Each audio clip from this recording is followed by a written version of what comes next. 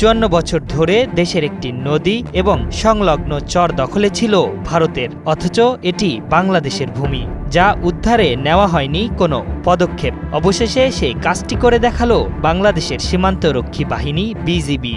৬ জানুয়ারি সোমবার আনুষ্ঠানিকভাবে এ ভূমির মালিকানা বুঝে নেয় বিজিবি।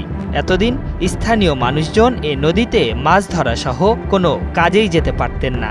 এখন থেকে অবাধে নিজ দেশের ভূমিতে বিচরণ করতে পারবেন তারা। ভারতের কবল থেকে কোদালিয়া নদীর এবং সংলগ্ন যে চর বাংলাদেশের দখলে এসেছে তার আয়তন ৫ কিলোমিটার। এমন সাহসী পদক্ষেপ ও সফলতায় প্রশংসা পাচ্ছে দেশের সীমান্তরক্ষী বাহিনী। জানা গেছে, স্বাধীনতার পর ঝিনাইদহের মহেশপুর উপজেলার ভারত সীমান্তবর্তী কোদালিয়া নদী পারের মানুষ নিজেদের প্রয়োজনে দেশের আরও অভ্যন্তরে বসবাস শুরু করেন। পরে ওই অংশটুকু ভারতের বিএসএফ দখল করে নেয় এবং সেখানে আধিপত্য বিস্তার করে। ফলে কৃষকরা মাঠে চাষাবাদ ও নদীতে মাছ ধরতে যেতে পারত না। এমনকি নদীটি ব্যবহার করতে গেলে স্থানীয়দের সঙ্গে বিএসএফ বাদানুবাদে জড়িয়ে পড়ত।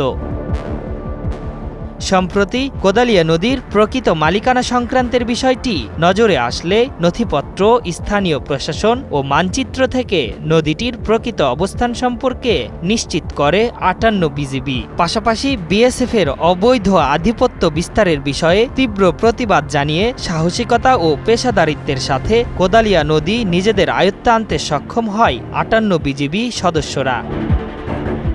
কোদালিয়া নদীতে আধিপত্য এবং অধিকার উদ্ধারের বিষয়টি নিশ্চিত করে স্থানীয়দের ধন্যবাদ জানান মহেশপুর ৫৮ ব্যাটালিয়ন বিজিবির অধিনায়ক লেফটেন্যান্ট কর্নেল আজিজুস শহীদ।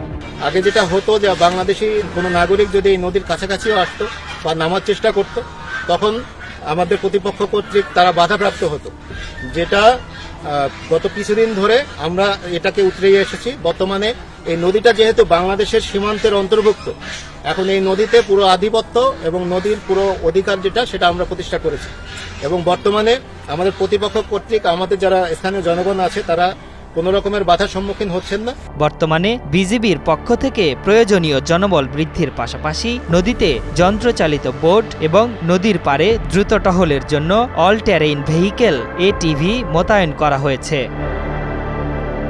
আশরাফুল ইসলাম, ৭১।